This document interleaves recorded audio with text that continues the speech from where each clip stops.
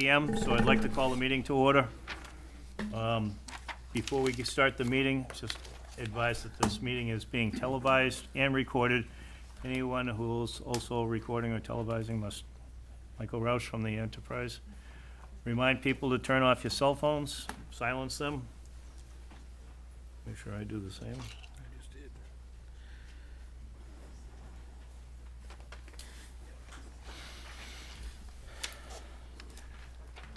Okay, we'll start with the agenda. Dan?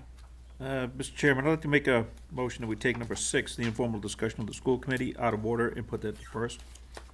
Motion made to take number 6 out of order. Do we hear a second on that? Second. Second. Discussion? All those in favor? Aye. Opposed? The ayes have it. Article 6 is an informal discussion with the school committee, which is a proposal to change the access road from Trowbridge Road into the school, the high school and the middle school, to a one-way. Mr. Heidelberg, welcome. Hi, thank you for seeing me. My name's Chris Hilberg, Bourne, and also the chair of the school committee. This is something that the facility subcommittee, which is a subcommittee of the school committee, has been discussing for probably 36 months now. And the impetus for this is really just the traffic flow. There's a variety of things that go on if you're unfamiliar with the school road entrance. It was originally considered the back entrance to the schools. It approaches the schools from the teacher parking lot off of Trowbridge Road. And Trowbridge has a marked school zone with flashers, which is very, very nice. And I would say a predominant amount of the traffic comes in through that entrance actually now, due to the population change in Bourne. And the problem with that school road entrance is there's a variety of problems. A, it's very narrow. If you haven't been on it, it barely accommodates two cars. It's also got two fairly substantial curves as you approach to go around the back entrance of the school, the auditorium. And in addition, it also has no sidewalks or bike lanes. And we are having additional pedestrian walkers, if you will, traffic that are coming from Trowbridge Road. And for now, they walk on the road itself, certainly if there's snow or something, that's an issue. But there is the grass area that they can walk on, but that's just not very conducive, especially if it's wet out and so on. So we've been looking at this project for some time. We originally looked at a couple of other options. One was to widen the road. And while that's still an option, it's very, very expensive at this point. One of the biggest problems we have is the one corner by the softball field. It's the main softball field for the school for all those events. And if you're familiar with softball, there's a home team and a visitor team, and the home team the visitor team ends up right next to that road along that fence, and so there's a lot of pedestrians that are just in that one area. That's not really a great place for them. And so we have some concerns to that. In addition, one of the other factors involved is Trowbridge Road, the school zone marking, is actually beyond the entrance. So when you exit School Road onto Trowbridge Road, you're not really reminded that you're in a school zone. And I think a lot of traffic accelerate going towards the rotary well beyond the 25-mile-an-hour school zone that's there. The committee has spent some time looking at other options, also looking at the consequences and the concerns that have arisen, the effects of Catuit Road, the effects of the end of Trowbridge Road, the effects of when Waterhouse joins Trowbridge. Because the idea, and you've got some pictures in the document that are provided, the idea is that all of the campus traffic would exit Waterhouse Road. There would still be ample access and egress for fire and safety. Regardless of whether it's an entrance or not, they'll generally find their way in or out. But being that we'll have two entrances to the campus, that accommodates any fire or safety concerns. They don't generally leave as fast as they arrive, I've been told. So the single exit will work. We have some concerns about Waterhouse Road, some of the impacts related to that, possibly working with the state. I'm told that it's a state road and that we might need to work with the state to get that road to be identified as a school zone as well, because it's not at this time. So those are some of the concerns, but we really feel that the margin of safety provided by increasing or changing that road to an entrance only road is substantial. So I just ask for your consideration. This is our first stop. The school committee in its constituted group, the actual school committee voted to proceed with this, and this is our next step. Okay, thank you. Thank you. Are there any questions or comments from the board? No? this is an informal discussion. I will say that, having attended Bourne High School some 40 years ago, I remember that a number of times during the accreditation process, that School Road was also addressed by the accreditation committee, and it was always cited as a concern, as you indicated, because it's narrow, no sidewalks, and the town had always looked at somehow trying to alleviate those concerns. As you said, very expensive because of the softball field, the S-turn in there. The other issue that I remember from my days on the police department is we actually looked probably 25 or 30 years ago at requesting the state to allow us to build a school zone on Waterhouse Road. And we also asked about putting a crosswalk down close to where Katuitt Road crosses, because we had a number of people walking at that time. I think, Mass DOT has changed a lot over the last few years. I think you'll have a much better reception with them. I would encourage you, as a single member of the board, to proceed with that, and I think you'll have more success going forward on that particular item. But I think that this is a change that's long overdue, and I do think that it's to the best interest of the school and for the students that are traversing that area. Thank you, Chairman Farrell. Anybody else, Dan? Yes, I remember when they put the auditorium on, that one of the concerns was with the fire lane is with the softball field. It would have been very expensive to make it wider than it currently is and to add a sidewalk, and then one of the concerns was to have the fire lane. I think to enter this as a one-way, they would give you additional space to maintain that fire lane in a pedestrian way. So I think I would encourage you to pursue that for the safety of that as well. Certainly, those are some things that we'll do, and hopefully run them in parallel, because from working with the state, it looks like we need to get a head start. And they are, we do have some contacts with them, so if you need any of those contacts, we can certainly put you in touch with those people. But they are much easier to work with than they were in the past. They used to be the Department of No, and if you went to them, it was easy for them to just say no than to actually work with you to try to facilitate some changes. That's changed, so I would encourage you to continue on with that process. I think it'll work. And I think you'll get some good results out of Mass DOT. Well, I wanted to also introduce Heather DiPaolo. She's actually the chair of the facilities subcommittee, who's been working with us for some time. Right, and I don't know if you, sounds like you're all familiar with that road, School Road, and if you're not, I would, ask you to just kind of go through and you'll get a feel for it. At our last meeting, the school committee meeting, like Chris said, we did vote to, have the facilities pursue this, and there was a student in the audience, and he said, I don't even go that way. So, it's really is a safety concern, and it's, again, you drive it once and you understand why we're looking to do this. So. And unfortunately, that was the site of a Right, fatal and accident a exactly, number of years and ago. So, Right.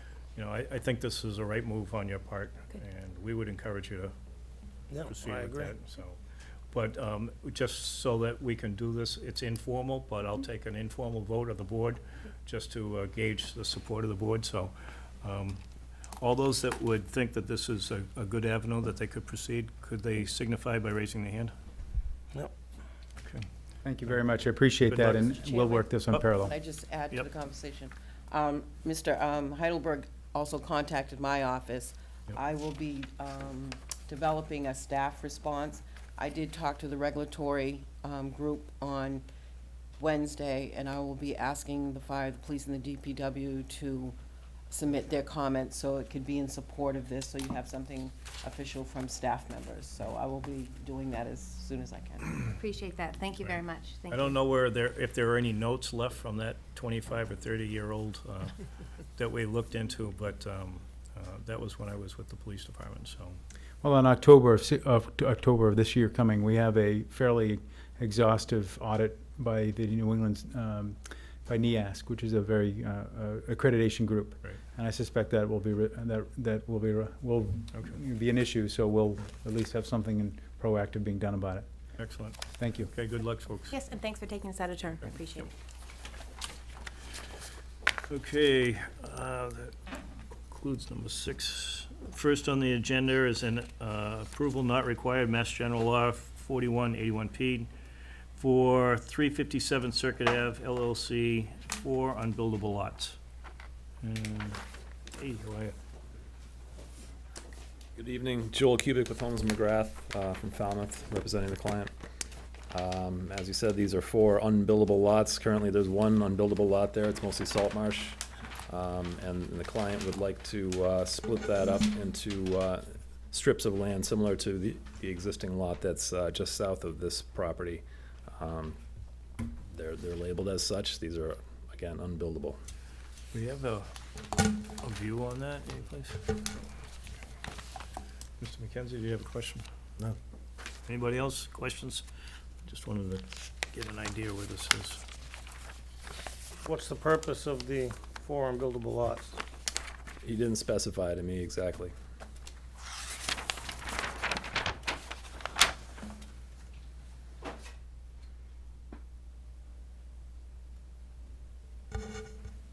Has this been before Concon? Yep.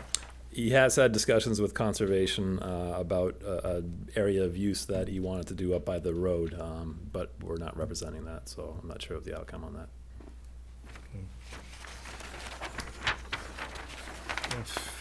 I mean, you're going right through the lot, the marsh, and creating these 4 strips. It's approval not required, but I'd be interested to know why. There's obviously something going on behind the scenes here that we need to know about. I mean, there's still property, the existing deed still allows the use of this entire lot for other neighbors in the Patuxent neighborhood. Right, I'm aware of the fishing, footpath yeah. that goes through there. But that whole lot is under this requirement as the existing deed shows for boating, fishing, bathing, and clamming. And that would go forward with these properties as well. Anybody else from the board want to look at this? I looked at it earlier, I'll look at it again. I'd like to see it too. Just, there was one thing.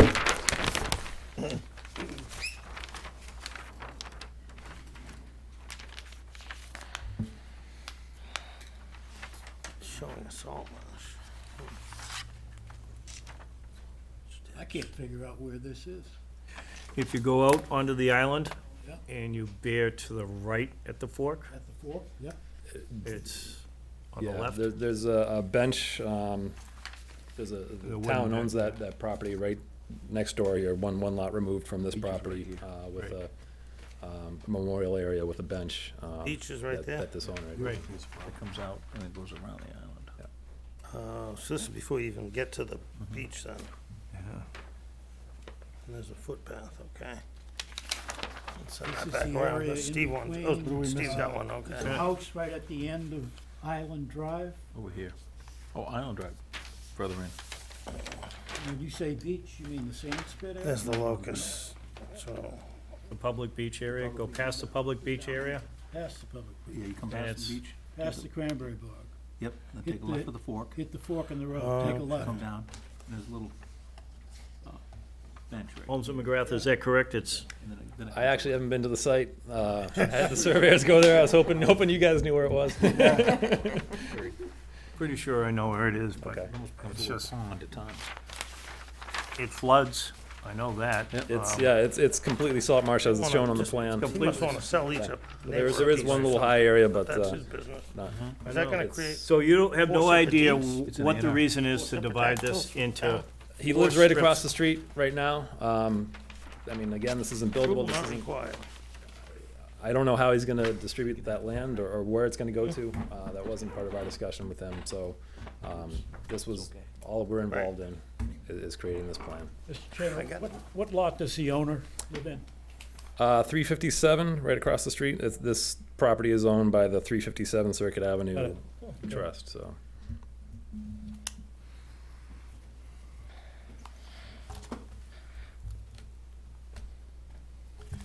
So if it's approval not required, right, what are we discussing it for? I was gonna ask Corinne. Approval read not that. Under required. 81P, Yeah, it is established by frontage. If Yep. they don't have the frontage and they're creating lots as such as this, they have to mark it as non-buildable lots, which they did, so they meet the criteria, because they're not representing them as being buildable lots. They can do it for conveyance, they can Right. do it for easements, they can do it for a lot of reasons other than building. Okay, that's, would probably be the only reason I could see this, is for some sort of an easement to those other lots that are upgrade from that.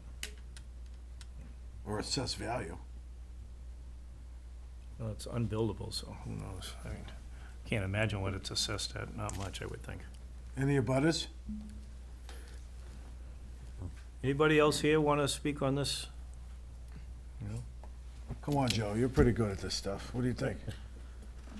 Mr. Chairman, This is America, do what you want. Yes, can I just ask Yeah. Corinne? yeah. Corinne, it meets all the requirements for an Oh, A absolutely, and yeah. R. That's, so, Mr. Chairman, I'd like to make a motion for approval for the A and R for 537 Circuit Ave LLC for unbuildable Second. lots. Motion made and second. Any further discussion from the board? Saying none from the audience? None. Okay, Mr. Chairman, just, in case some of the board members, if you look at the application for the Form A 81P, in the back, in the second page, it gives the reasons and the criteria of signing of an 81P, and is if it's been clearly marked on the plan, not a buildable lot. Right. So that's the criteria and that they do say meet. yes on this, so. Okay. We have a motion and a second. All those in favor? Aye. Aye. Opposed? I'll oppose with reservations on it. I don't understand it, and I'm concerned, so. Okay, you're all set. Thank you. Thank you. Next on our agenda is a public hearing for a site plan review special permit number 07 of 2015, 9 and 11 Jonathan Bourne Drive. Teresa Battles for a 10,000 square foot fitness center with an existing warehouse building. Good evening. For the record, Zach Basinski, professional engineer, Bracken Engineering. Here this evening on behalf of the applicant, Teresa Battles. Also here joining us is the applicant's builder and architectural group, the Conserve Group. As mentioned, we're here this evening to request the approval under site plan review and the approval of two special permits in accordance with sections 1233 and 4722 of the zoning bylaw to construct a 10,000 square foot healthcare facility. I'd first like to start off by going over the general overview of the project locus, some previous permitting on the site, and then review the proposed project. So as for the project site, as mentioned, it's 9/11 Jonathan Bourne Drive. This was an existing developed 5-acre lot off of MacArthur Boulevard. It's located in the Heritage Commercial Industrial Park. This was originally permitted in the late 80s/early 90s and received a special permit at that time. The existing buildings on the site were designed and permitted in the mid to early 2000s. As for the existing uses on the site, they're currently comprised of 4 different uses. There's an architectural engineering firm, AECom, and an awning building. Both of these uses are located in the smaller building, the 10,000 square foot building. This is known as number 9 Jonathan Bourne Drive. The larger of the two buildings is 11 Jonathan Bourne Drive. Current uses are Yukon Charlie's, which is a manufacturing company, and Global Interconnect, which is a manufacturing company. Both of these facilities make up about 35,000 square feet of the existing 45,000 square foot building, which leaves about 10,000 square feet, which is what Mrs. Battles is looking to convert from the existing warehouse into the healthcare facility. We have, again, we are looking for 2 special permits in the site plan review. All the work here is predominantly inside the existing facility and consists of the conversion of the existing warehouse facility and the fit-up. The only external changes to the building are the removal of some overhead bay doors. These will be converted into windows, and then the parking lot striping on the site. Site plans have been submitted showing that we meet the adequate parking in accordance with the zoning, and we actually exceed it by 29 spaces. All other aspects of the site plan review, landscaping, open space, drainage, building setbacks, aren't being changed, and it's all in accordance with the previous approvals on the site. With that, we have reviewed staff's comment letter. There were some comments regarding screening of existing dumpsters and some on-site signage. We will address these in accordance with the zoning bylaw prior to final occupancy of the building. And with that, we'll turn it back over. Okay. Who are this? Steve? Me. Yeah. Oh, Joe have had it. Okay. Joe? Yes. Well, Mr. Chairman, I visited the site. I met Tom Donovan there doing the work as well, and they were proceeding under permit in anticipation of getting approval. As Zach said, there's no changes to the building. or the site. In anticipation of bad weather, Tom has already done the striping of the parking lot. So he's ready to go on that. Meeting with Tim, it does meet all the criteria. There's really no problems with it. The place is well kept, well managed. There's ample room for signage and parking. They should be all set. Comments from town planner's office? Anything? Tim reviewed this and he went over it with, Joe, I forgot your name, Joe, sorry. really really on set. And it's like basically what they said, it's basically interior. We did have one question in the beginning, if it tripped the Cape Cod Commission because of the 10,000 square feet. We did look into that. It does talk about private health and private recreational, and the threshold is exactly 10,000. So if they were 10,001, they would have to go to the Cape Cod Commission. But they're right at the 10,000, so Okay. it does not trip that threshold. Okay, further questions or comments from any members of the board? Steve? Is this gonna be a fitness center for the public, or it's, Mhm. okay. And is it gonna, I know some fitness centers now are doing 24 hours. Is this gonna be open 24 hours, do we know? Nope. More traditional? More traditional, 5 to 9. Okay. Anybody else from the board? Mr. Clegg? Are there two entrances to the facility or just one? There's 2 entrances, an ADA access on the side of the building, and then there's the existing steps that go up from the front. Which one will be the main entrance? There's a set of steps there. Most people mainly use the steps going up inside. Closer to the Yep. parking? Okay. And they're gonna, where they're removing the garage door, they're gonna have the other entrance. Okay, anybody else? Anybody else from the audience? We hear a motion, Joe? I'd like to make a motion that we approve the Site plan. plan review and the special permit. And the special permit deals with Use. the use. Okay, strictly use. Okay, we can do it on one vote then, both site plan review and the special permit. I have a motion, Joe, to approve. Yes. No Second. conditions? No conditions, other than the dumpster screening, and you've already addressed that. Okay, a second from Mr. Doucette. Any other questions, comments from the board members? Seeing and hearing none. From the audience? None. Okay, it requires a roll call vote. I'll start with Mr. Clegg. I vote yes? Mr. Yes. Yes. Doucette? Yes. Yes. Yes. Thank you. Okay, you're all set. Thanks, Zach. Let's see. Next is public hearing for an amended site plan review and a special permit, number 03-2-13B, for 50 MacArthur Boulevard, Battles, to remove 8 parking spaces for an addition to the rear of the building. Yeah, you gotta take both of them, 4 and 5, because one's for impervious surface, Okay, they just applied for it and- afterwards. Okay, gotcha. And article number 4, or item number 4, is for 50 MacArthur Boulevard for an alternative surface with this addition to this. Sir, Good evening, Chairman, members of the board. My name is Dan Ojala. I'm a land surveyor and civil engineer with Down Cape Engineering in Yarmouthport. With me is the builder, Roy Catignani, and some of the members of the Battles team are in the back in case you have any questions from an operational standpoint. This is, we feel, a very modest change. You'll probably remember a few years ago we came in, Jeff bought the kind of eyesore of a gas station to the north of this, closed the 2 curb cuts, greened up the whole strip, and made that stretch of the boulevard a lot more attractive. And working in that spirit, he's done the majority of all the upgrades that we'd shown on the plan. And this is the canopy was on the south side of the building there for service, a big part of the upgrade, working with GMC to dress up the building, which Roy has done. And as part of that, some of the service and detailing bay out back that they've been using for very many years needed a little bit of updating. So there was a modest addition put on the back of that that's shown as existing.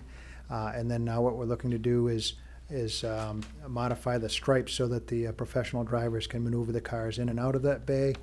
So there's 3 spaces being eliminated on the south, And on the north, we do have to bump out a future bay there that might take place, you know, a little ways out, but we'd like to get the permit in place so that can be done soon. That one is going to affect a few stripes on the north side, as you can see from the drawings. One of the interesting things about a car dealership is that you have a tremendous number of spaces available, and then there's always the balance between the car stock and how many are available to the public.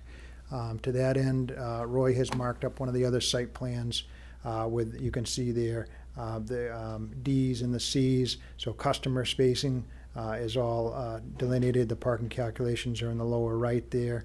There's a few more generated now than before, but all the handicap spaces, customer spaces, and then all are shown, and then all the rest are marked as display spaces. And, you know, GMC requires them to have a bunch of them in stock. You know, everybody wants the colors and the brands. So, but we'll work hard to keep those customer spaces available and open. And we've had some conversations with them lately about how best to do that, and they've been working at that lately. We feel it's a very modest proposal. Again, it's just in the back.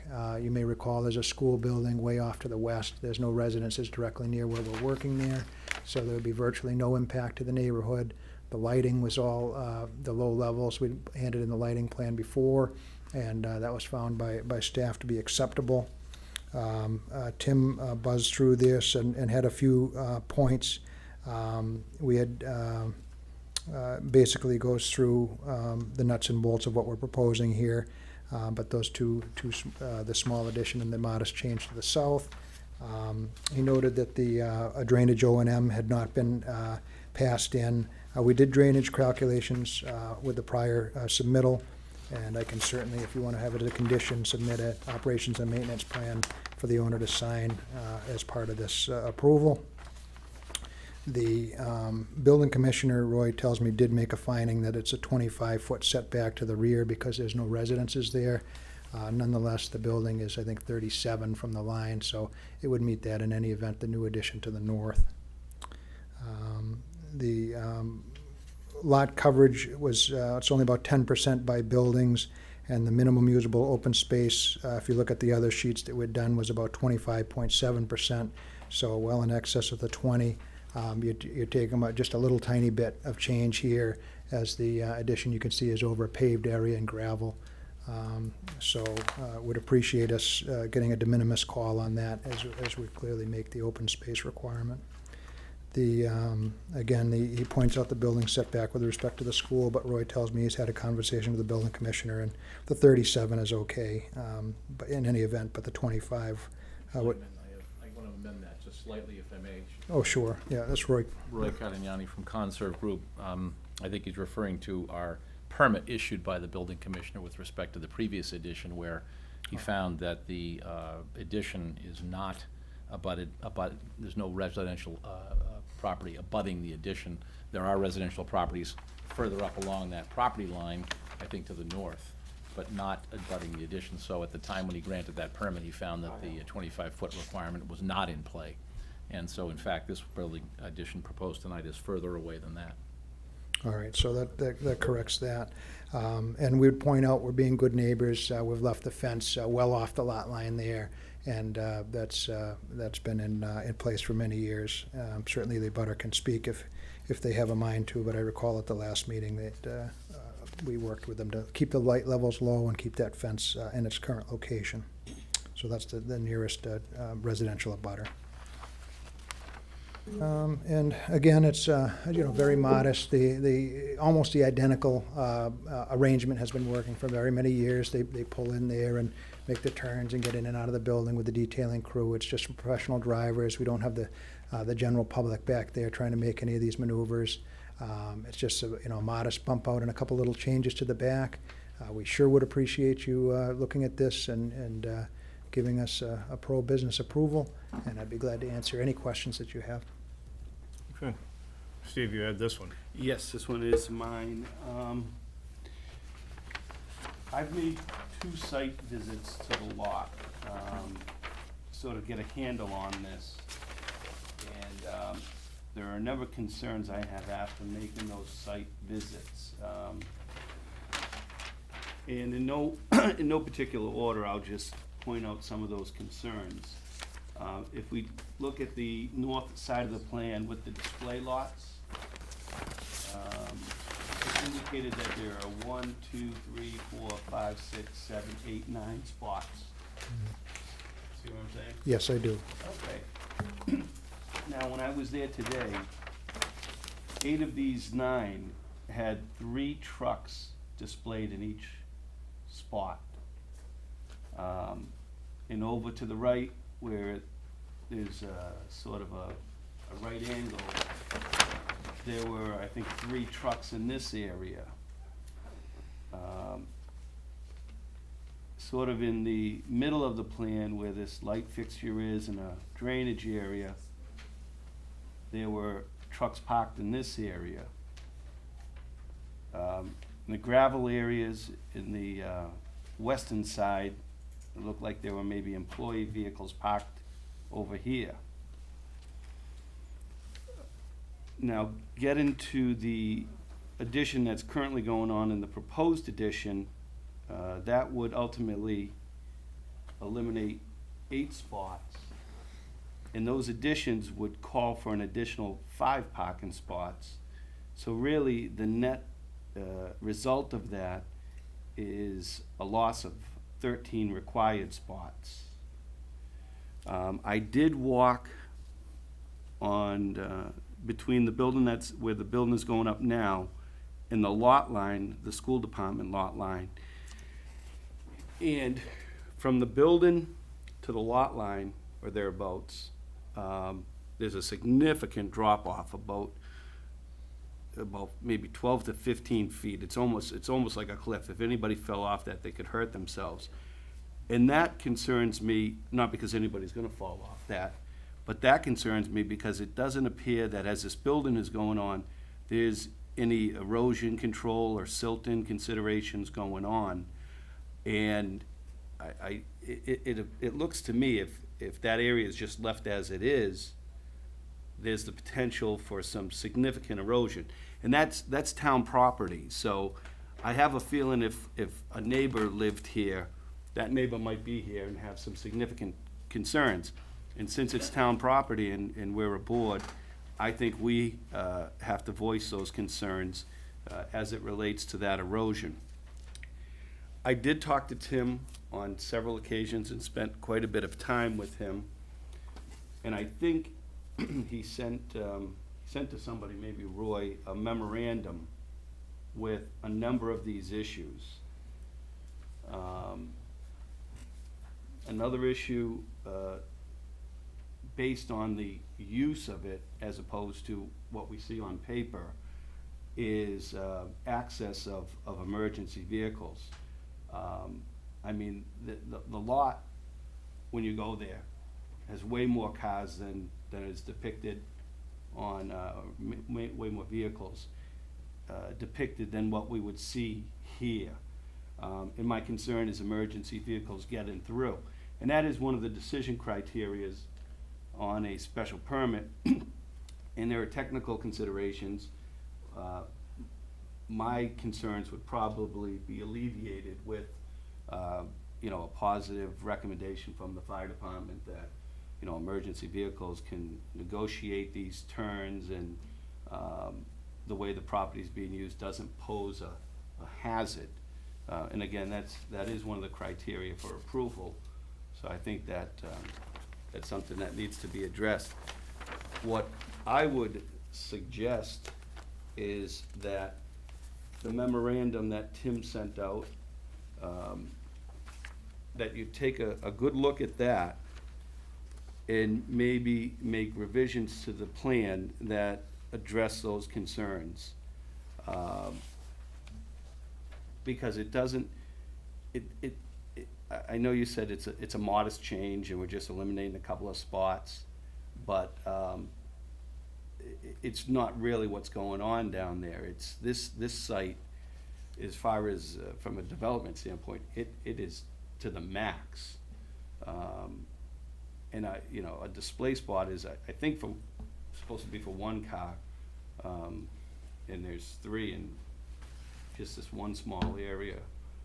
So those are my concerns. I would suggest that you review the memorandum, you review the criteria, the 1238 criteria and the 1331 criteria, and maybe come back with a plan that addresses those concerns.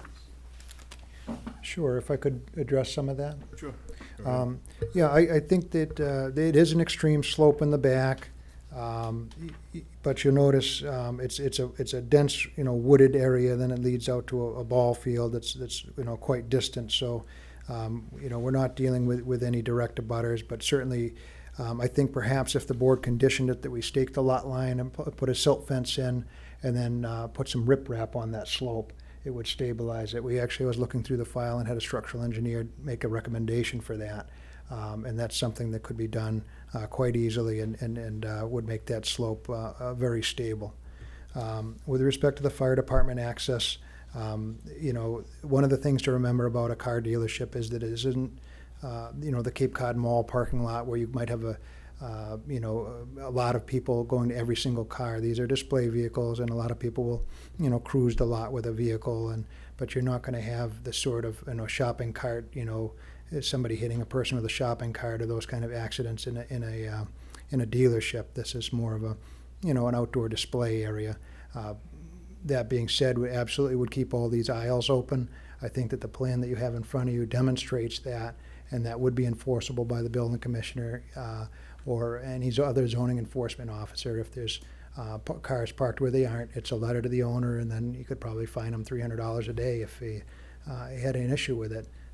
That's why we come to the board, why we carefully thought out the plans, why we show the turning radiuses, and lay it out in a manner that is safe for the general public. So I would think that between, and I did get a copy of this late today, but I did go through it, and that was the basis of my comments. Again, a lot of it is, relatively positive, and thought that things were in compliance. But there's a question about the building setback, the erosion control I think we've handled, and I would say that, they do a fairly good job with respect to keeping the place open. If there's nowhere for somebody to park, a car dealership will start to lose money, and that's always something that they're cognizant of.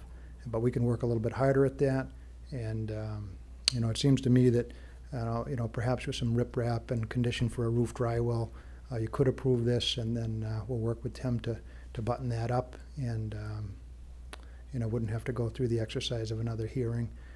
Did the fire department have a chance to make any comments? Do you know? I didn't hear. Was it submitted to the? I haven't heard anything from him. Yeah. Well, I do think we dealt with them in the last one. Again, we got rid of a gas station with all the tanks and closed up all the curb cuts, greened it up. Very positive, I think, for the town, and would appreciate any deference you could have to a couple of these minor items. Mr. Doucette? Yeah, Mr. Chairman, on the static display what they have in the northern part, where they have those 9 lots and they're 3 deep. Yeah. I don't know if you can put it on the plan to show that that would hold 2 or 3, because those parking spots are in the back, and like I say, they're static displays, and the other ones along the MacArthur Boulevard wouldn't have to be open, because it would be up to the employees of Battles to have to move the vehicles out of the way to get the one that hit the test drive. So, to make that additional parking, and if it works, that's fine, but, just to show, so then we know the numbers and we know where you're gonna park. Mm-hmm. Yeah, I don't know really why we didn't stripe along that island there, but it's very logical to add 5 spaces on the west of that middle island. There's certainly some more you can do, and it's the kind of the funny dilemma about a car dealership. I've done a few of them, and it's many spaces, and then there's always about 10 for customers. It seems like, but we'll work hard to make sure we get a good balance. But if and obviously the fire department, there's not a life safety with an empty car. It would be just property damage if one were ever to, God forbid, get hit by lightning and catch on fire or something. It's just a property damage thing. It's not a life safety. Mr. Clegg, you had a question or comment? What was the date on the memo from Tim? When did that go out? Well, it went out today, but in fairness to Tim, the original plan that was submitted in the original application was wholly inadequate to do what he needed to do. Sure. And this plan that is stamped and considerably more detailed came in this week. January 25th, it looks like it says, yeah. So the applicant hasn't had a chance to see Tim's. No, we did get them this afternoon, and that's what I was basing some of these comments on. You know, obviously, we could, you know, make other little edits and come back. We were hoping for an approval, you know, based on just some modest conditions of the silt fence, put some riprap on that swale, and work with Tim to get the O&M plan in. But it's the board's call, you know. Mr. Chairman? Sure. The plan's have to be in before noon on Monday before we can hear it on Thursday, correct? Supposed to be. Correct, but we had 72 hours. insufficient plans. That's what I'm Usually- saying. Usually it's revised plans that you come in that we Right, just can right. comment, but it was basically a new plan, Yeah. so we really didn't have time to. Exactly. You know, and I think it's unfair for the staff and for the person who's reviewing it to get it on a Monday late, to be able to properly go through it and try to make all the corrections here at this meeting. Okay. Mr. Lucetta, is that in form of motion to continue this? This is what was originally submitted. Right. That's, No dimensions, nothing. Yeah. Yeah, Mr. Chairman, I'd like to make a motion, we continue this. Second. motion made and second. Further questions, comments from the board? One question. One question? Time? Yeah, I need a time waiver and, I need a date certain. For advertising? While we're getting that paperwork together, is there any questions or comments from the board? From the audience? No? Okay, I would concur with Mr. Doucette, and I think all the board members here. We rely on staff to do a lot of this review, and it's not fair for Monday, and then here we are Thursday. This isn't the only project that I look at during the week. Corinne's pulled most of her hair out. She has a little bit left, but, you know, it's a department of two, and sometimes if somebody's out, you know, it's just not fair, and that's why we have the rule in there that, you know, 72 hours in advance, so. We have a motion to continue this. We have a second. I'm gonna need a waiver signed by you, or somebody, one of the representatives. And, we'll continue this to a date certain, and that will be our second meeting in March, ma'am? Is it? March? I mean, February. Hey, I'm hoping. Man, you wanna get through this winter. February, so we'll be 24th. 20, I can do the 11th or the 25th. 11th? Can you get everything in by the 11th? We certainly can. Okay, and Yeah. make sure it's in the Friday before and not the Monday? So, just for the record, I think that was understood between Tim and us, that Monday was okay, and as you Okay. noted, we got it in exactly in accordance with the Okay. request. And the reason for the plan being amended was the issues that are mentioned in his letter, and Right. we got most of them. Okay. I understand. I mean, I think we need to see some of those, how you're gonna handle the roof drainage, things like that, that Yeah. aren't on the existing plan. It'll make it easier to condition, sure. Okay, so have them sign that? Yep. Somebody sign this waiver, Yep. time restraints?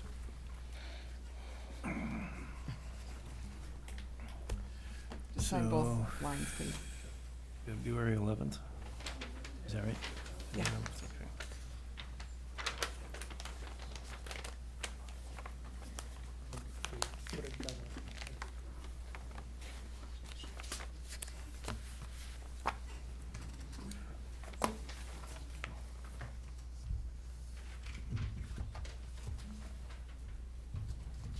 Thank you.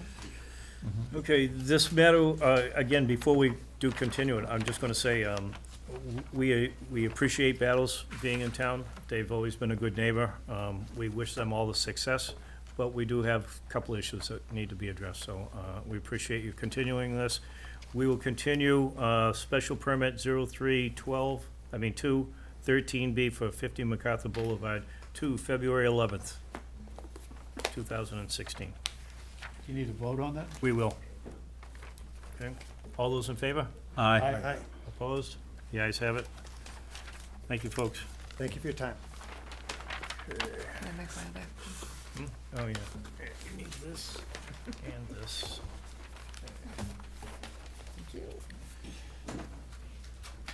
And next on the agenda is the remand from the courts for the Eustace definitive subdivision.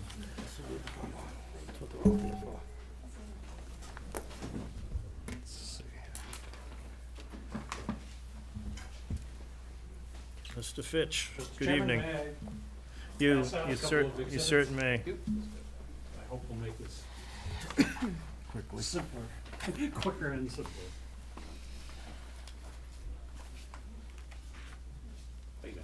Good, how are you? Thank you. Thank you.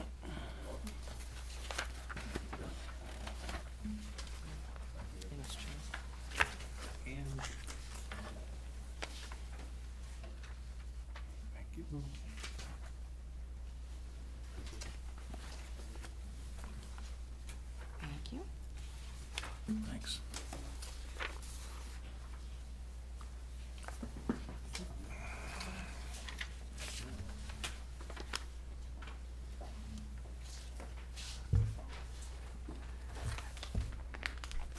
Then, lastly, I know you probably remember some of the circumstances, but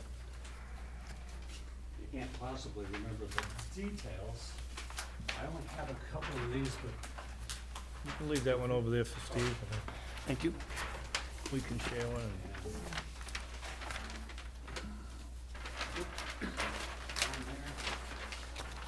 actually, this just shows the Thank road, you. but they're all a little bit different, but they show what's gonna be important to our very brief discussion.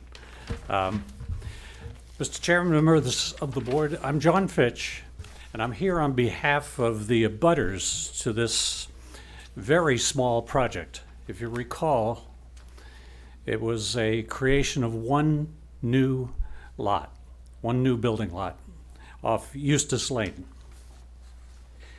Your decision is dated, I think, September 23rd, 2014. And again, as you recall, that was quite a period of time after the original application was filed. This is a matter of family, of abutters, of promises, perceived promises, expectations. It was a matter of change to a little neighborhood. Your decision was September 23rd, 2014. Abutters appealed that decision in October, and I'm very pleased to say that this process tonight is the conclusion. This is the end. Negotiations took place.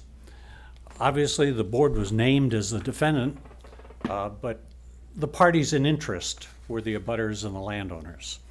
There were lots of negotiations, lots of discussion, and as I said, it was family and abutters. A lot of things got resolved.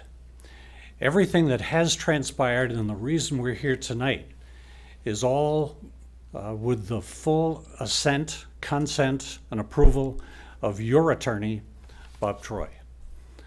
This is not going to trial. It's ending tonight.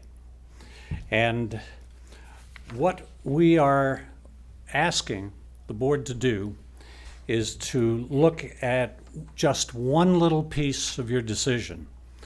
That is section L on page 2, A, small a, where you approved a waiver of the width of pavement from 20 feet to 16 feet. Actually, and as I recall from staff report and all that sort of thing, you did that on your own initiative. But what we are going to ask, and that's what I said, with this total agreement that you did everything right.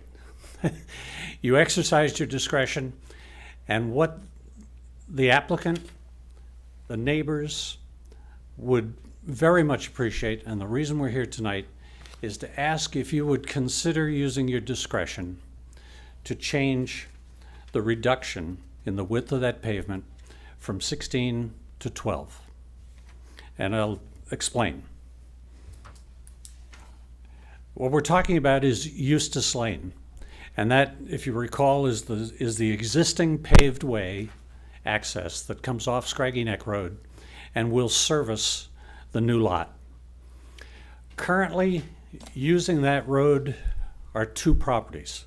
They have the legal right to use it. This would make a third. That's the extent of the total possible use for this road. It exists, it's in good shape, and it is 12 feet wide right now. I checked with the fire department. The widest vehicle that is used in the community, including the mirrors, is 10 feet wide. If we examine the road as it exists right now, it has shoulders. They're about 2 feet. They're grassed and they're solid. We're asking that the whole thing be left the way it is.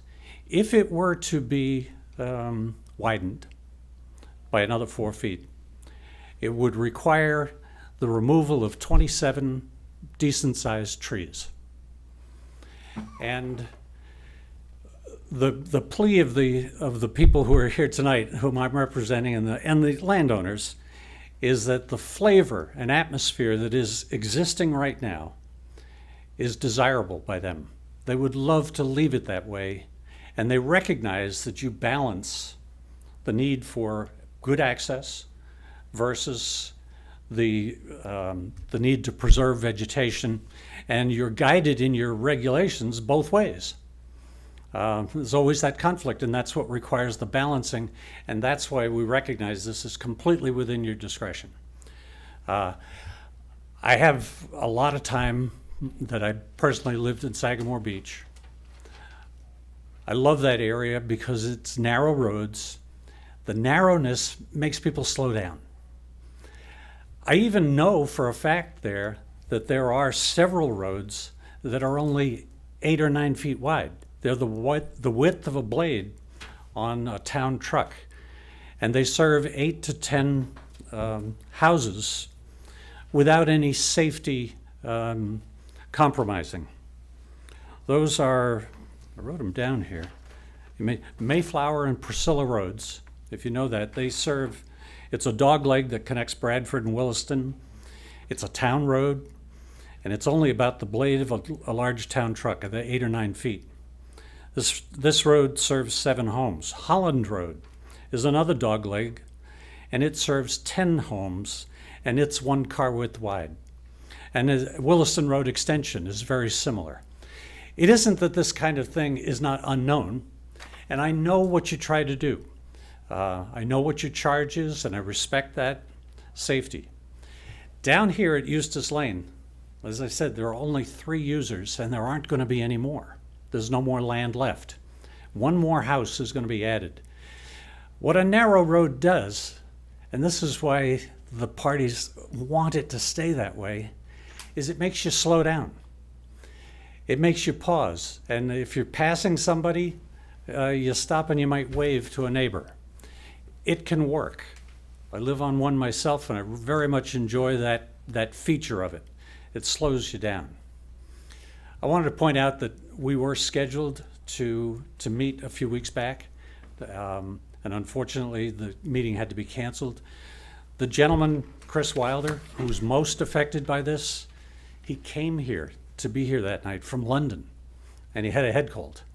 And that's how much he wants, or he believes in this kind of thing, and he wants you to please reconsider that.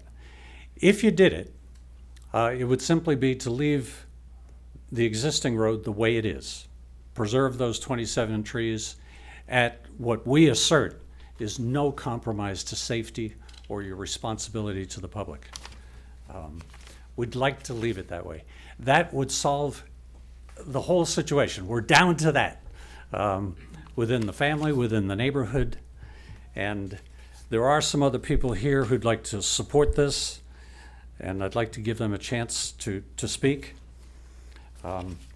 And the last thing I want to point out is on the black and white sketch, they're all black and white, the one showing the solid line for the road.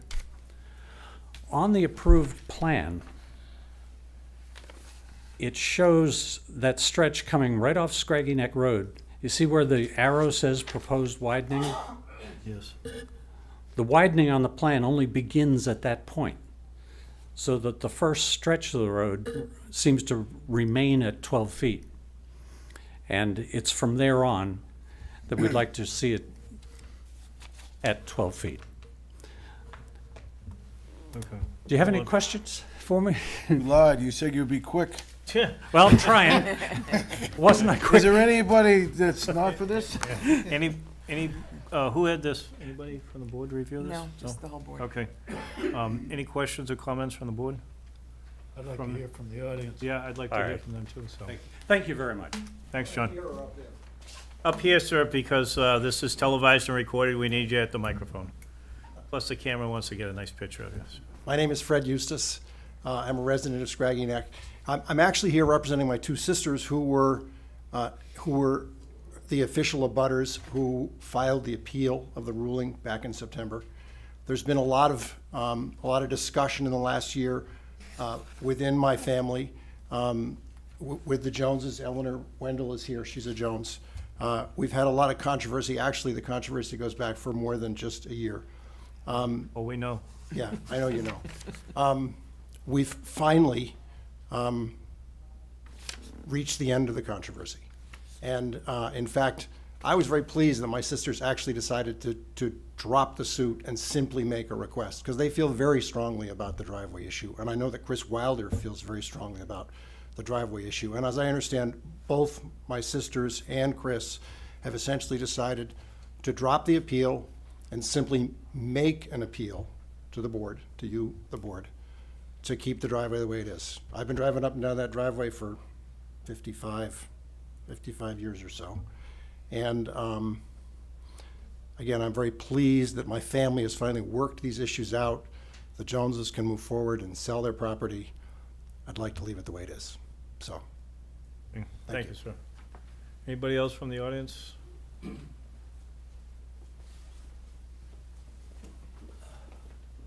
Hello, my name is Michael Markoff. I'm the attorney who represents the Joneses, actually Eleanor Wendell, Stephen Jones, and Edie Jones in the Superior Court appeal of the approval of the subdivision plan.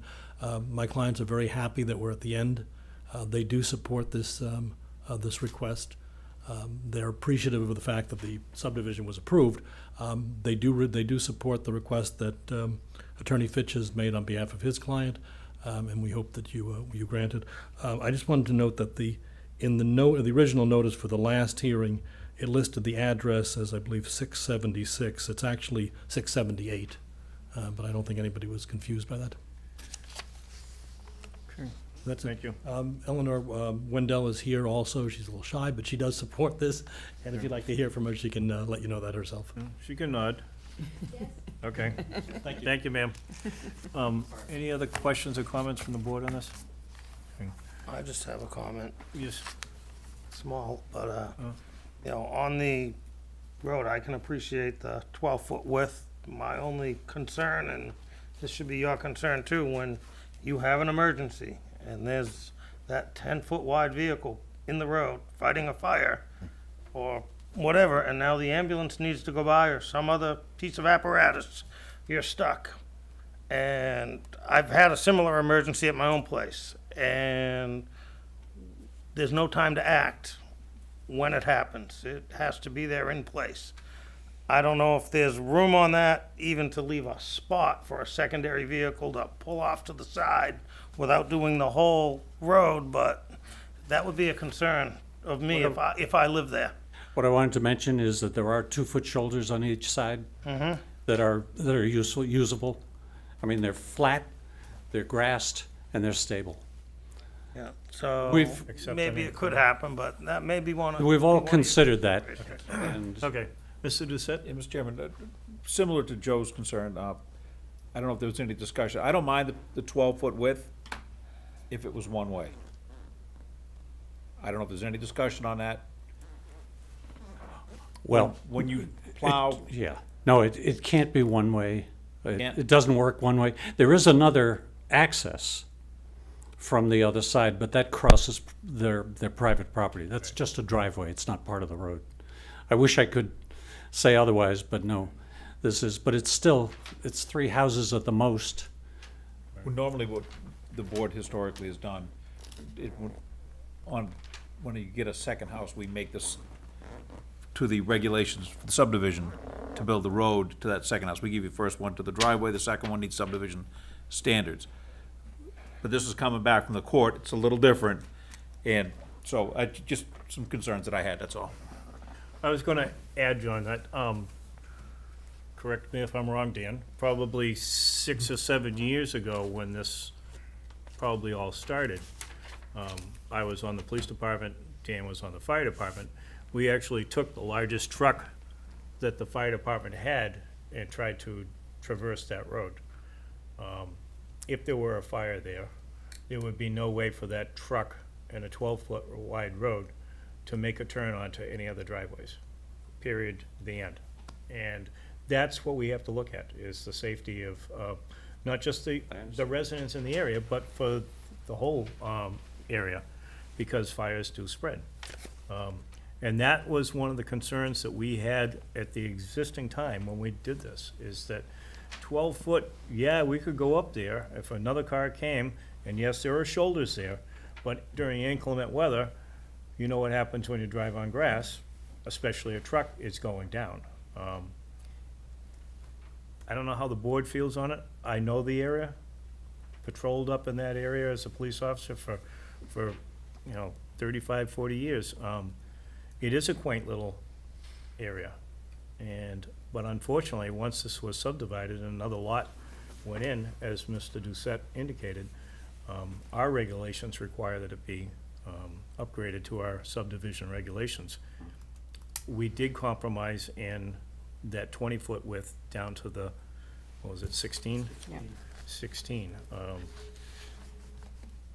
I don't know how the board feels on it. As a former public safety official, I have concerns of reducing that and leaving it down to the 12-foot width. Mr. Chairman, Mr. I Doucette? remember chauffeuring you in that fire engine Yes. to make the turn, and one of the concerns we had was coming out of the driveway, not from the first turn off of Scraggy Neck Road, but we came to the end, there was a tree right in the corner. Right. That And that's it the prevented- private, and that's the private area. the private road, prevented a right turn or an easy left-hand turn into the property. So, I know there's 27 trees you wanna save, but we might be able to save 26. So it might be, because that, Well, if there were one tree that was in the way, we'd happily, as you can imagine. coming out of that Yeah. private driveway onto Scraggy Neck Road, The private right driveway. there, Could you? It was right there, at the top, if you're going. right here. You're coming from Oh, Scraggy right Neck there, Road. onto where the new road, the new Right. turnaround is gonna be. Right. See, that's where the. No, yeah, the Scraggy Neck, See, Scraggy that Neck, doesn't exist. okay, yeah, no, I'm trying to Just- come back into Scraggy Neck Road, where Eustis comes, Here's Scraggy Neck. You have to Yep. look on the big diagram. Eustace, here's the only driveway right now that hold on, goes. where's, it comes in, and then with this road comes Yeah. out, and then there's a turn back on here. Yes. Right. So But this that's- comes down, turns, That's private. and this right-hand turn, right up there, That's not a, an option? no. I think that's Jones' property, where you're pointing out. It is. But it's not part of the subdivision. Right. But if that were a tree that, in the interest of overall safety, I think we could work that out. That was the one concern, because coming in or out made it very difficult off Yeah. of Scraggy Neck. Like Mr. Grillo said, if you have a problem with a vehicle parked in the center, to get around the other direction, to make access, if one comes in off of Scraggy Neck on the proposed road, Yep. and you have to come around the other side. That's on, may I use this? There's so many different plans here, No. right there, Yeah, that's where you're talking. right here. There's a tree right in there, right on the corner. That's where it comes back out again. Yeah, Yeah, that's not actually part of the subdivision road. but it's secondary access. Certainly, I mean, if that were something that you said, get that done, and we'll, I'd certainly go back to make it. It's nothing I can talk about because we were only talking about here to here. Right. Right. But we, Yes. but But we this is- expanded that. Yeah, this is the property, and if there's a tree there that should go. That was the Another only one. question. And that makes it better overall. Okay. Boy, I'd be. All right, The let's, thing you're talking about is the back driveway. That's not what we're talking about. no, we're No, it just isn't, talking, but right. what they're talking about is a way to resolve this. The overall access. Yeah. Mr. Fitch, Yes. you might be able to answer this, but where they have this hammerhead or the T-turnaround designed, Right. I assume they're gonna build a house here at some point. Yes. So they're gonna be doing some site work and some construction. I mean, would there be, if they were able to leave this, would they give any consideration to making this large enough or maneuverable enough? That could be the 16. Just- You know, right in here, cause then if The a new vehicle part of can the get road. in and you Yeah, that have some would- this maneuverability, is you the- might, that might be a This is the area compromise. where everything slows down and has the rounded Right. edges and the, I you know, mean, that they want to keep. traverse in a like- straight line's one thing, but then to be able to maneuver, if you gave them some leeway up here, I think you could Well, probably if do the- something. If the reduction were just up to the property line, if the reduction to, because that's all that exists right now, the existing pavement Right, okay. stops right here. Well, no, I'm sorry, it does continue. But the extension of the road, I mean, if they made an allowance there, I think that could solve everybody's problem, Right. maybe. that's very reasonable. Do you see where I'm talking about? So the result of that would be an adequate turnaround place at the Still be at hammerhead. 12 feet, but when they get up in there, it'd open up and it'd give them room to maneuver. Two couple of short things. So, Mr. Grillo, your proposal is to allow the, Yes. 12-foot width up to the Up to the hammerhead. Or the T-turnaround. and the hammerhead be widened large enough to accommodate the turning of a fire truck. Yes. Mr. Chairman, Mr. Clegg? just like to note that the large diagram says that the existing pavement is 13 feet wide, not 12. That could be in a particular spot, Elmer, It may too, be but- in a particular spot. When we went up there, I recall that the pavement does wiggle. It varies a little It bit. varies. It's an old gravel road that was eventually somehow Right. asphalted. That was never. And when the that was water never mains were created brought under out the there. authority of the planning board. Right, that was predating zoning, but I know when they brought, and correct me if I'm wrong, folks, when they brought the water out to the island, that section of the road was repaved at the time? Yes, they had to return it to the condition it was in when they bought the water lines. in, Right. And it was an old paved road, but they repaved it in 2003. Okay, that's what I recall, right. That's, That was, the existing pavement was, prior to them repaving it, had a lot to be desired, but, yeah, so. But this, I mean, I appreciate the being able to have the dialogue. That, if it was just waved to 12 feet up to that point, which is the Jones property line, and we're the 16 thereafter, You know, that or, you know, if that's developed so it can actually be a turnaround. well, that is to be built. And Okay. under your current decision, the pavement is to be 16 feet within that, and within that, it could remain that way. Yeah. The biggest concern is that stretch from Scraggy Neck Road up to the point Right. where it exists right now. And that's, you know, less of a problem, actually. And Mr. Grillo, do you have a, I'd make the motion to give them the 12 feet wide up to the Jones property line, and then the T-turnaround be developed as this plan shows. okay, and that would be probably, what, 50 feet on either side of the hammerhead? it's a 60, How much? it's a 62 from here to here. Okay, so 30 feet on either side? While the measurements are on the plan there, it Right. shows us 62. Yeah. 2 feet, yeah. Okay. All right. It doesn't have a width, I don't have a scale rule here. Okay. So the proposal is to allow them to remain at 12-foot instead of the proposed, or the previously approved What do you got there? 16-foot, It's 40. up to the Jones That's property, the layout, but not the Right, right. pavement. and especially concerning within the proposed hammerhead. That to be, right. Mr. Clegg? Chairman, Yes. before you get a motion Yep. in that regard, I'd like to go back to Mr. Fitch your original proposal of having this thing 12 feet all the way, Yes. how did you envision a fire truck getting it, if it got in there, how did you envision it getting out? The tunnel. I spoke with the fire department, and they said they could do it. I mean, it was just a very informal telephone call. I was asking about the width of vehicles and whether that could be done. And it's flat at the hammerhead that's there. Because we're not talking about, we didn't want to waive construction of the hammerhead. It was just the pavement was going to be narrow. But I hear the discussion here tonight, and I respect it. So they answered your question that they could turn around in the hammerhead as shown on the plan? Yes, sir. Okay. And Mr. Fitch, were you reflecting when your conversations with the fire department, were you talking about the specific site, or were you talking about in general? I didn't show that, they weren't looking at this plan. Okay, so it would be a general question. It was a Could general you- discussion, right. Could you traverse a 12-foot? Right, and with a hammer, with a turnaround, can you make it? And the answer was yes. Yeah. But, you know, that's the can-do attitude, I think, probably showing through.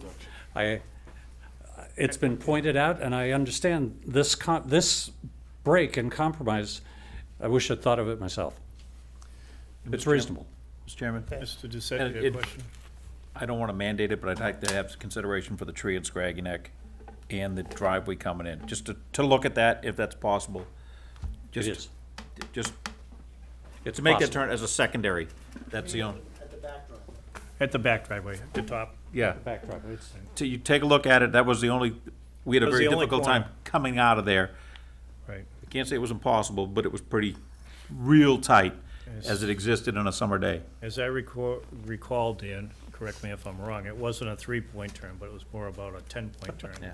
Because when we came out to Scraggy Neck, tried to turn right to go back out to the causeway, and you had to go forward, back up, forward, back up. That's a So common it- sense request. But that tree would certainly help, but again, it's not within the confines of this, so it would be just a suggestion on our part.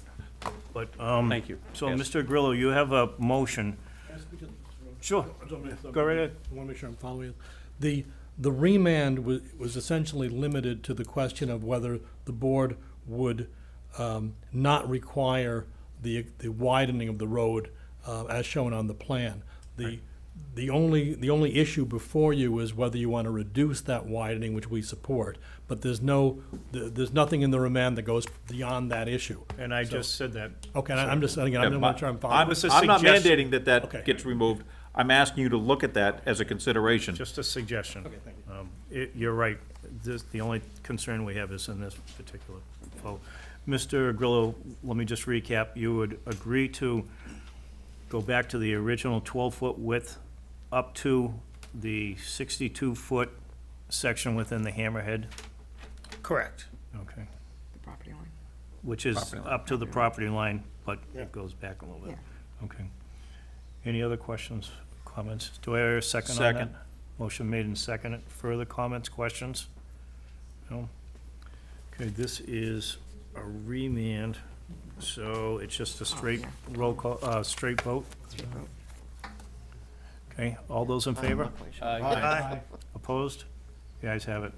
Thank you very much. Thanks, John. Thank you very much. Once you get something on that, could you just kind of give us an update once Everybody the happy? hammerhead area is straightened out? It's subject to a covenant, Right. and So so you'll be able to. Would Mr. Prove it. Wilder have to, This was it. We all agreed that Okay. your decision, this is not appealable, and the board will review it when it's finally constructed. Is That's what I everyone meant. gonna be happy on your end? Thank you. There you go. I think you did it. Thank Okay. Let's see, informal discussion, we took care of that. Item number 7, public hearing for a zoning change in the bylaws, downtown district signage change. Because there's nobody here from the sign. Corinne? I gave you all a packet. Yep. Kind of walk you through it. The We'll start, you wanna start, which Plans one is back? first? I don't have any packet. You can, Ian that's has one. them.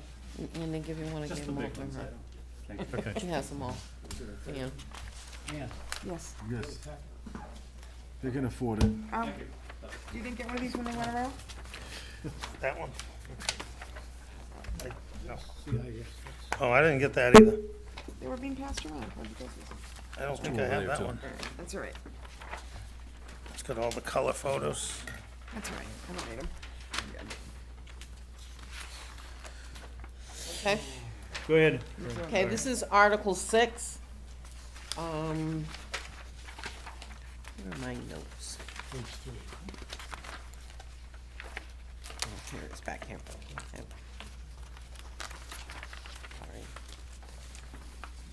Sorry. Is, in the process of the Design Review Committee doing review of signs in the downtown, as it exists today, the maximum height is 6 feet.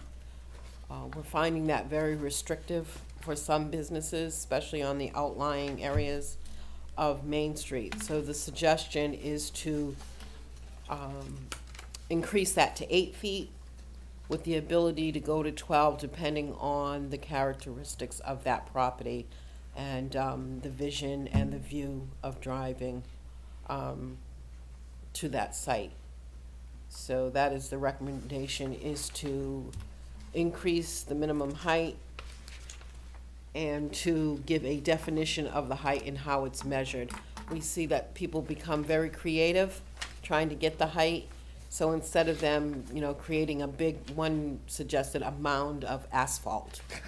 And that's not very attractive. So I think what we want to do is to be able to give the ability to give a nice looking sign, give them a little bit more height, and give a definition of where that height is coming from.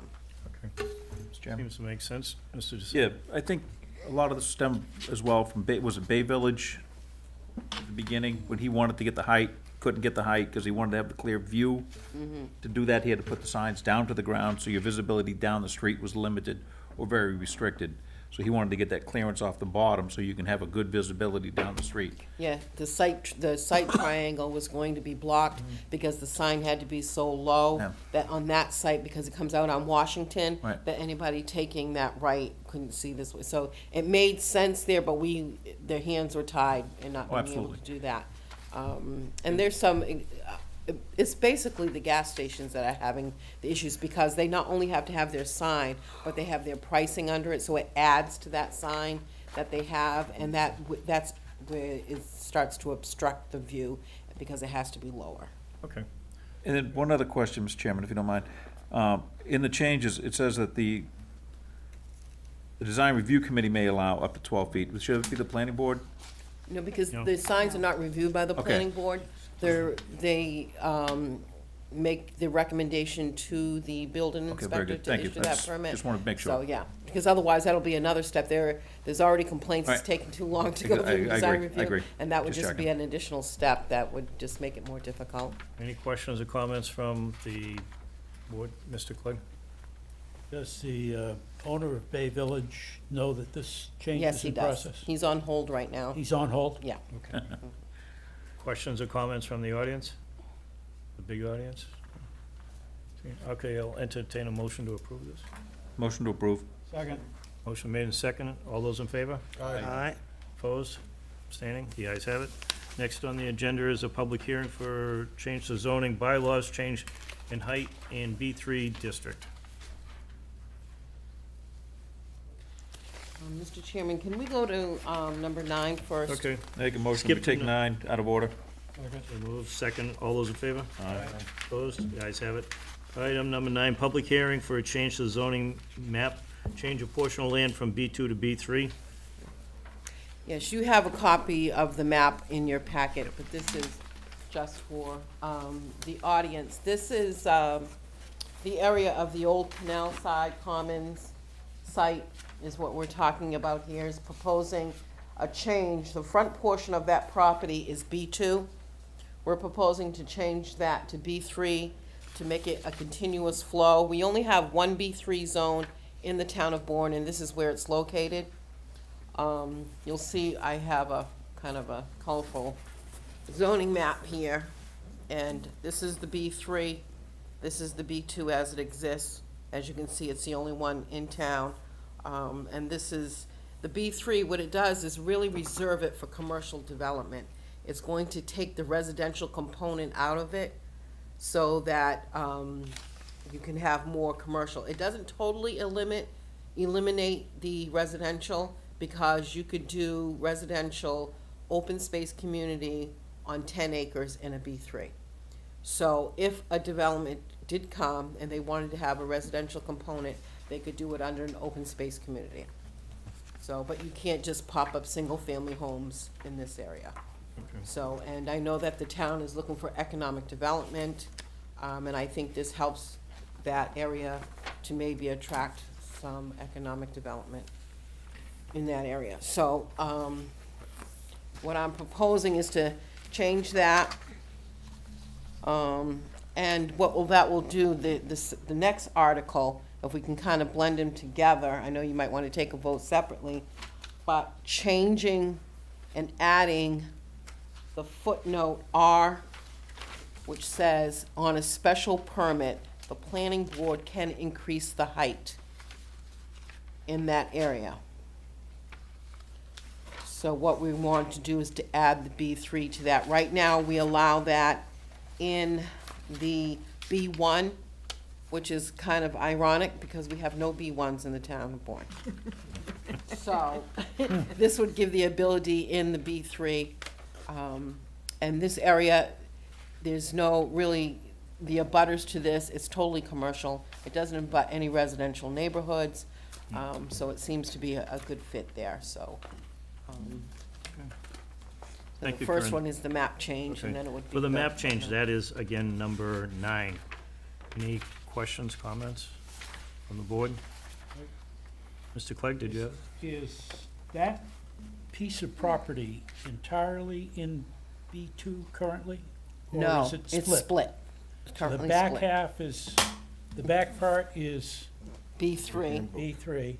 The front part right Part now is B2. is B2. So what I'm proposing is to take this, Yeah. to follow the right-of-way Got it? here. All the way down to the circle yes, and down to the and to change solar that farm. to B3. Okay. What's the total acreage in that piece of property, just roughly? 90, I think it's about, huh? 180 acres? I'm not sure. If you took the two parcels together, I believe it's in the 180, 187 pretty large. acre. Okay, so it's large enough where this 10-acre open space Would thing be could- applicable. Could be applicable. Correct. Okay. Okay. Any other questions or comments from the board? Oh, Mr. Another Clegg? question. On the, so in the town of Bourne, if we, I'm sorry, I'm asking a question about the height. I wanna- Okay, let's just, hold up let's on do that. the map change first, and then we can get to the height. Any other questions or comments on the height, I mean, where would I go? Thanks. The map change, portion of land from B2 to B3, as outlined by Corinne. Mr. Chairman, Anybody from the audience? just like to make a motion we approve. Okay, I have a motion to approve. Do I hear a second? Second. Motion made a second. Further questions, comments? Seeing none. All those in favor? Aye. Opposed? The ayes have it. Going on to the zoning bylaw height change in the B3 zone. That is Article 7. If you look at Section 2500, the intensity of use schedule, you'll see that I'm showing what's proposed, but right below that is as it exists today. If you look under B3, there's only one superscript as N. I'm proposing to add R. And you'll see the footnote below that, as proposed, is adding that B3, so it reads, except building height in B1 and B3 zoning district increase of allowable height by special permit by the planning board. Okay. Now, Mr. Now my Clegg. question, given that there are no B1s in the town of Bourne, so this would be the only one where the planning board could approve a height extension beyond what's spelled out in the table in the bylaws? No, all of downtown is like All that. of downtown, right? And that's where the B1 get converted. B1 used to exist in the And it got downtown. converted to downtown. The, And as I recall, when we changed that for the downtown district, when we rezoned that, that was a unanimous approval at town meeting, that by special permit, we could Correct. Yeah. exceed the height, so. I did discuss with the town engineer about removing that B1 designation, but there, his suggestion is that we leave it in there in case we do want to do some B1s around town, maybe in a Sagamore, because it's really, a B1 is consistent with like a village business.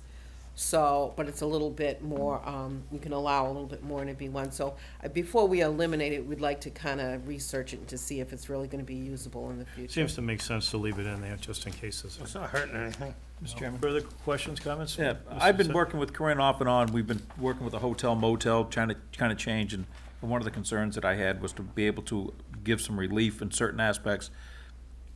I think this would be consistent with what we have been talking over the past few years.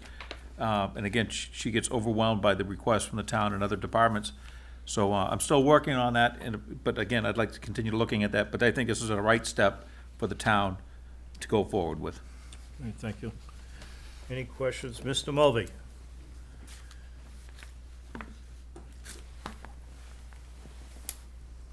I have some deep concerns with this particular article, allowing evidently an unlimited height by special permit of the board. The issue came up fairly recently downtown where there was a proposal for a 70-foot tower, and before that, the assisted living exceeded the permitted height at that time by a couple of feet, and that caused a problem to go back over the plans. Now, this is all in the light of a planning board chair and a leading member of this committee, board, openly at a meeting here as we are now,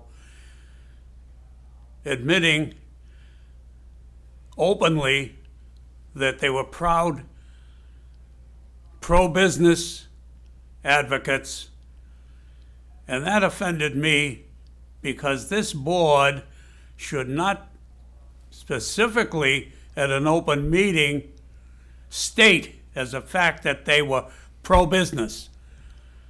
At that time, I wondered how a board that is elected, that's supposed to represent all the factors of a town, could its leadership say we are pro-business? How could they then look at something that comes before them unbiased if that issue comes up of being pro-business versus another position? And I personally would like to see the height of the downtown village particularly be kept at least as what is mandated now, with no special permit allowing downtown village being converted into a canyon with the development that is now proposed down there. I can see 4 stories, but I know one member of this commission, not too far in the past, said that they would like to see unlimited height. You know, you get into shadowing, you get into air currents, there are a lot, as well as ambiance. And we are still under the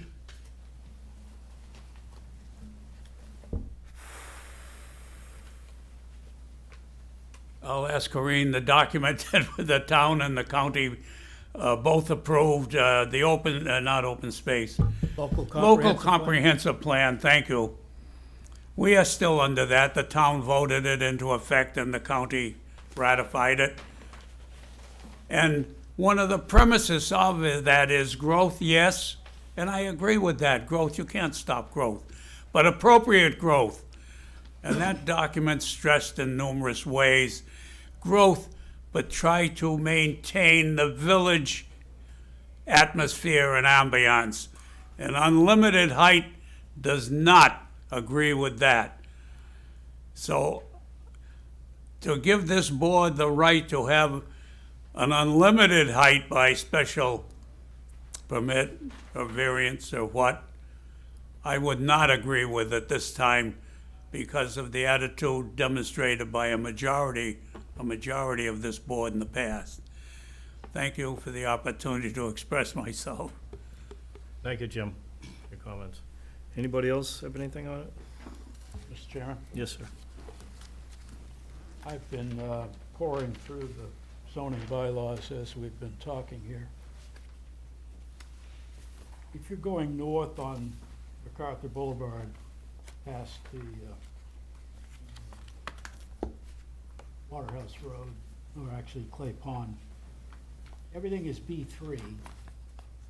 We just talked about eliminating the small section of B2 that did remain on that side. On the left-hand side, everything is B4. Similar type development, I would think, would be applicable to both sides of that highway. And in the zoning bylaws, the height restriction on B4 is 40 feet. So why would we, instead of making this open-ended, why wouldn't it be more appropriate to make it, the B3, the same as B4, and that is a 40-foot restriction? Again, we're talking, That would put the same requirement on the right-hand side of MacArthur Boulevard as there is on the left-hand side of MacArthur Boulevard.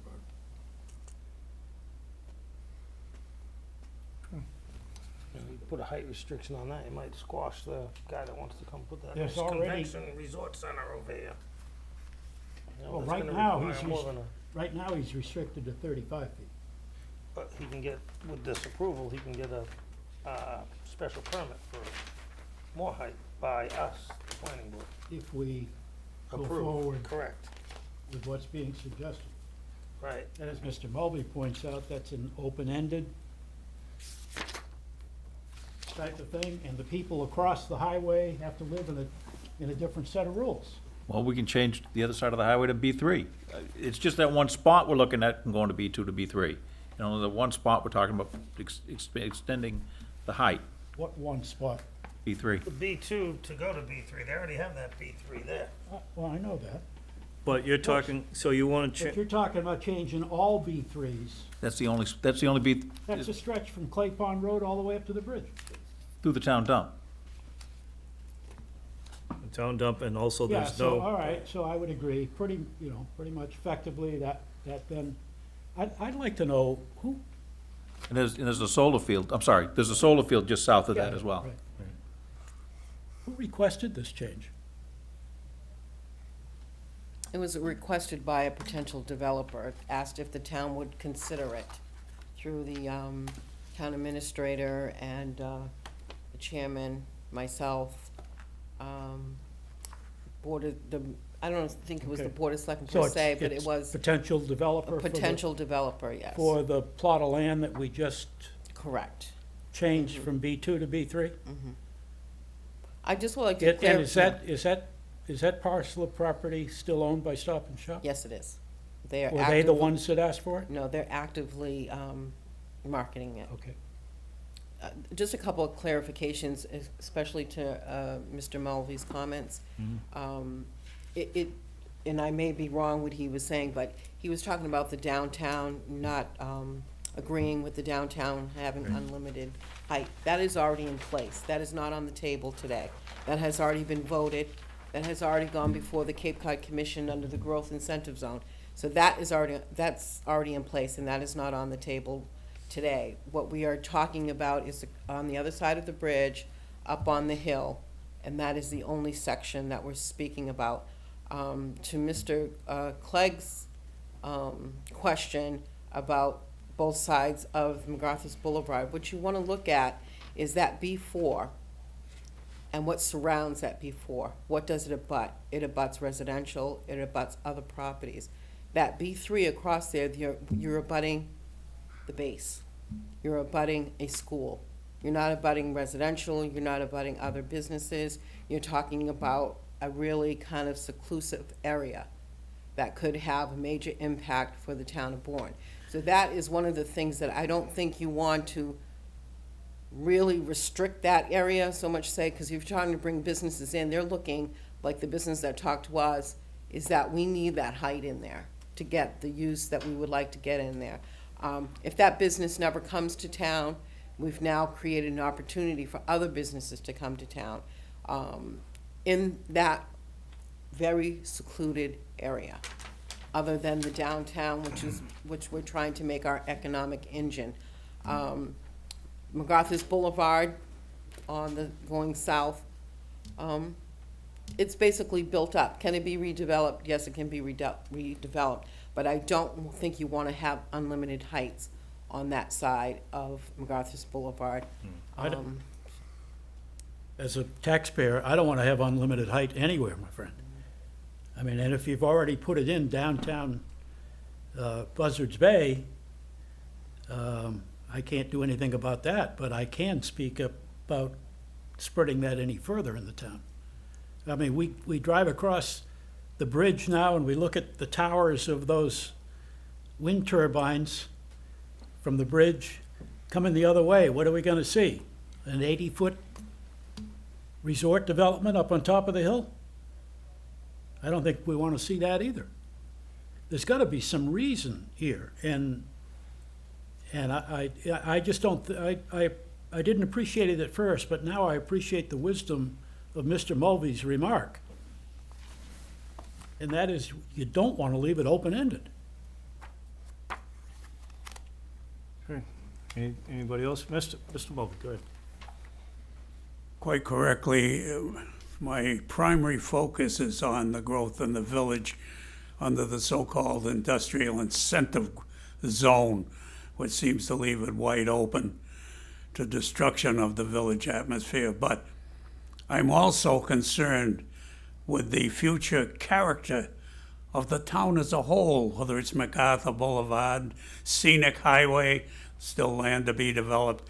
I'm considering the future character of the town as a whole. I'm particularly interested because it is of immediate concern of the village. Thank you. Mr. Chairman? Thank you. Mr. Doucette? As we see on Main Street in Buzzards Bay, the village character of buildings collapsing is not the future I'd like to see in this town. So I'd like to see some redevelopment. I'd like to see some incentive. Thank you. Anybody I don't else? see the connection myself. Unlimited height, downtown, canyons. Would you trying to extend it now to B3?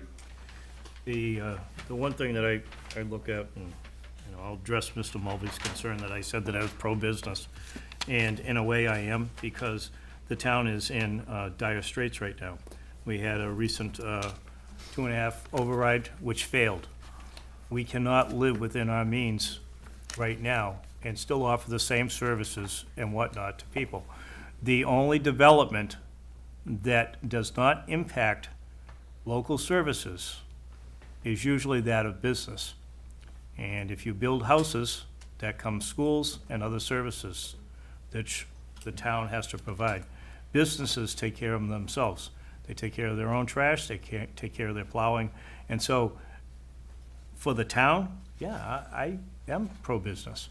But I can still read the rules and interpret them. And as you saw tonight, we sent Mr. Battles back to the drawing board because he didn't meet the regulations. So I didn't just give him the permit, or we didn't just give him the permit because he's a nice guy and he's a nice business and he's been in town for a while. We looked at the rules. And I think we can do that objectively and reasonably going forward. I am in support of this. I think this is, as the commission said, this tract of land is the last and the largest tract of undeveloped land on the Cape, not just in the town of Bourne. We have an opportunity to try to attract some business into town. Yeah, let's make it And- attractive to the And that could development. make it attractive. But that's, that's interpretation by each individual in the town. And when we go to vote on this at town meeting, the voters will have a chance to stand up and heard their voice on it. But go ahead, Mr. Mulvey. Thank you for your latitude, Mr. Chairman, allowing me to speak. And a little bit broadly, growth and taxes are important to the town, but it's the type of growth. You have downtown Hyannis on one hand, and you have East Wareham as another case. And growth alone may leads to taxes, perhaps. How much is another question, but it does not come without a cost. You There's a have cost of roads, everything. I agree You with have roads, you have sewers, you have water, you have the electricity. So you do have expenses that come with growth, and also inappropriate growth leads to certain parts of the population not gravitating to it except to come in and use that growth and leave. And the whole area has a tendency then to deteriorate. Thank you. I mean, you could argue that the entire Cape falls under that category. They all come here, they use it, and then they leave. The other thing I look at, Jim, is what properties do we have left in town for development that could bring tax relief to the citizens that live here already? And there aren't a lot of places. There are a couple. How about Main Street? There are a couple. Main Street, one of the hindrances we have there, and it's being addressed, is wastewater, which I've been talking about for 15 years. We knew that that was going to be the linchpin at some day, and we are working towards that. The town is working towards that, and we're fortunate in that science has caught up to how do you deal with wastewater. And because that science caught up, we may be able to develop wastewater in the downtown area at a much less cost than we originally anticipated, even 10 years ago. But we have to look at the other tracts of land in town, which could potentially prove huge tax relief to the town, which we need the money. We need the money to provide all the residents with the services that they're experiencing today. And without increased growth, without new revenues, it's not gonna happen. I think that this zoning change gives us an opportunity to look at a proposed project coming forward. We can still review it and still open to this board's review, but we need to have the opportunity for potential developers to come here. Right now, there's a little bit, but there's not a lot. This is a big piece of property. Mr. On Chairman, that, Mr. Clegg. I agree, it's a big piece of property, it's a pivot point in the future of the town of Bourne. I was just wondering, in your mind, and perhaps I would extend the question to Mr. McKenzie with his developing experience, how high a height limit do you think you could live with in a resort development in a location like that? Well, when we look back, when we first changed the zoning in the downtown district, a number of us that were on the board, Dan, myself, we talked to other developers, not just Mr. McKenzie, but other developers.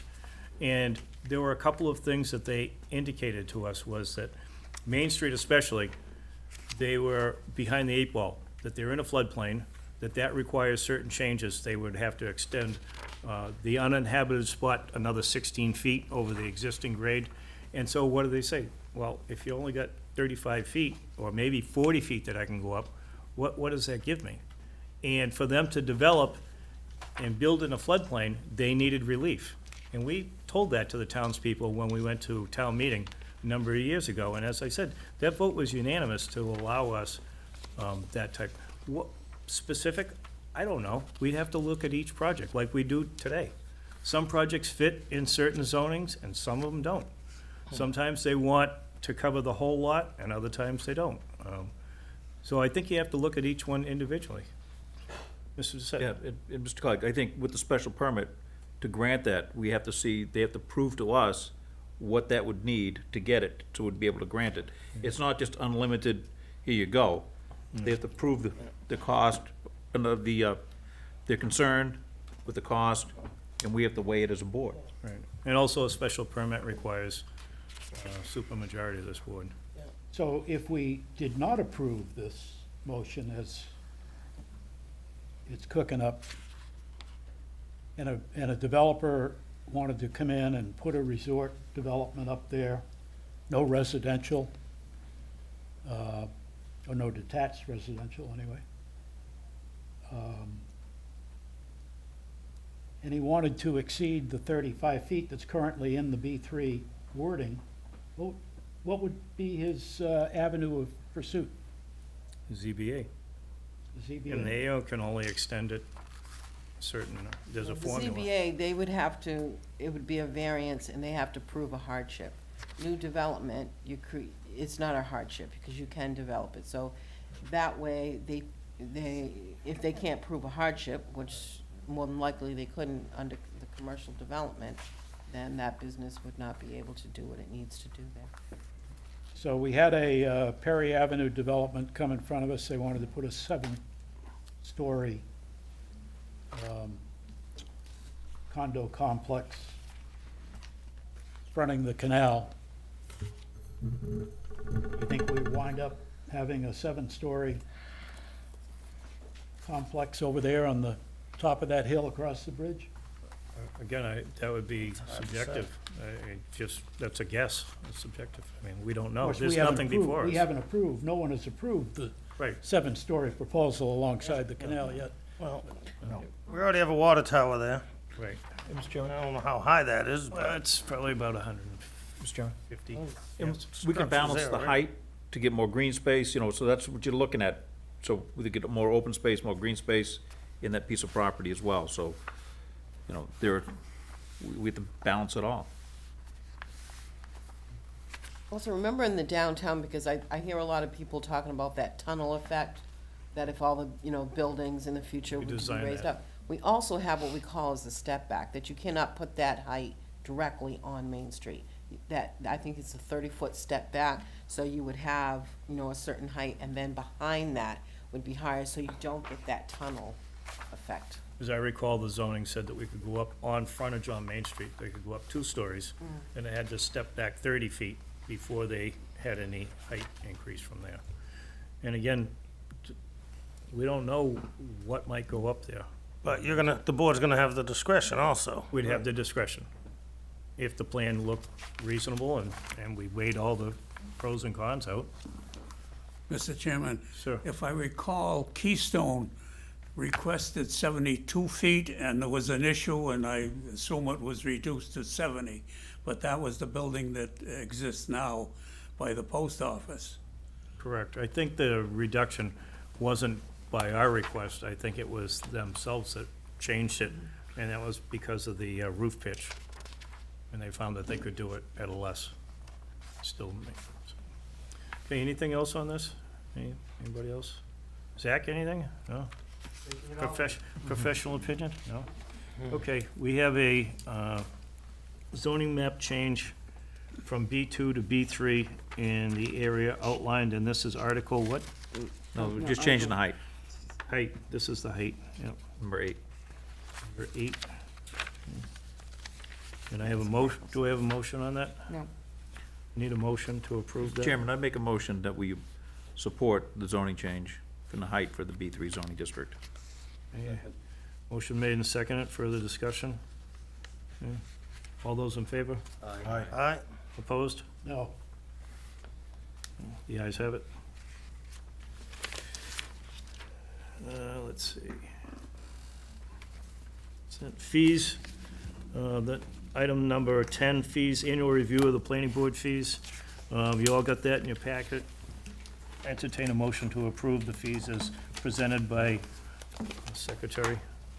Mr. Chairman, this is just keeping us current, correct? This is keeping us current, and as I recall, she looks at the surrounding towns.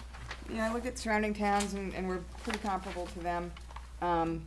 And the only thing I'm really changing is the mailing always goes up. So instead of constantly changing the fee schedule, I just changed it, to reflect that current mailing fees. Okay. So, but everything else is right on par. Okay. Again, I'll entertain a motion to approve those fees as So moved. outlined. Do I hear a second? Second. Second. Any further discussion? All those in favor? Aye. Opposed? The ayes have it. Nothing else is on the agenda. Motion to adjourn. Motion to adjourn. Do I hear a second? All those in favor? Aye. Opposed? We are adjourned. Thank you, folks. Thank you.